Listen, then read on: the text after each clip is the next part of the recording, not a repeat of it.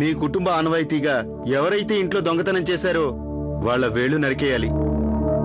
దానివల్ల మునుముందు ఇంకెవరూ దొంగతనం చేయడానికి సాహసించరు. సొంత కొడుకే దొంగతనం చేస్తే అదంతా మర్చిపోయారా? నా ఉద్దేశంలో కూడా ఇలాంటి పక్షపాతం చూపించకూడదు.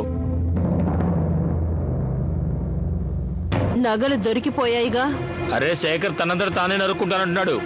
మరి అంతేకాదు, నాకు సంబంధించిన వరకు చట్టము న్యాయము అందరికీ సమానంగానే ఉండాలి, ఒకేలా ఉండాలి.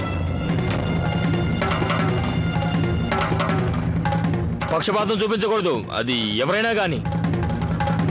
అందువల్ల నేను ఒప్పుకుంటున్నాను బాబు, తీర్పు అమలు చేయాలి.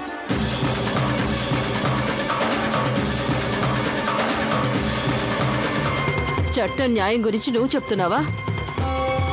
అమ్మాయిని కొని తెచ్చినప్పుడు నీకు అవే గుర్తులేవా?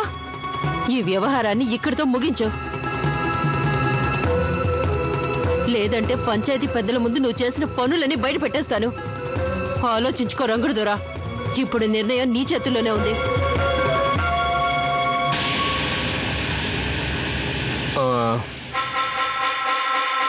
చూడండి పెద్దయ్య గారు, ఎలాగూ దొంగ సొమ్ము దొరికిపోయింది కనుక ఇప్పుడు నా ఉద్దేశంలో ఈ వ్యవహారాన్ని పంచాయతీ నుంచి వెనక్కి తీసుకోవడమే మంచిది.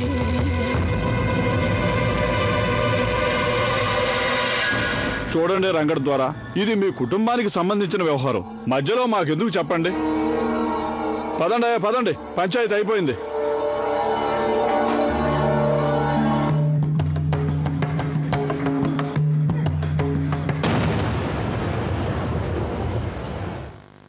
చిన్నబాబు,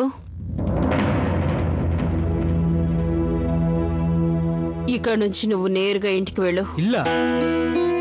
ఇంకా ఇల్లు ఎక్కడుందమ్మా? అక్కడేమో నాన్నగారు నన్ను. ఇక చాలు. ఇదిగో కొత్త కోడలా, ఏది నీ చెయ్యి ఒకసారి చూపించు చూపించు. జమీందారులు వేసిన శిక్ష గుర్తు ఎలా ఉంటుందో నేను ఓసారి చూస్తాను.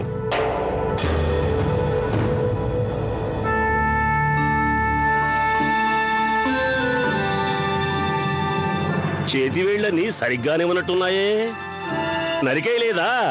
లేదయ్య గారు, అంతకుముందే చిన్నదొర గారు తనని కాపాడేశారు. అచ్చం సినిమాలో హీరోలాగే అనుకోండి.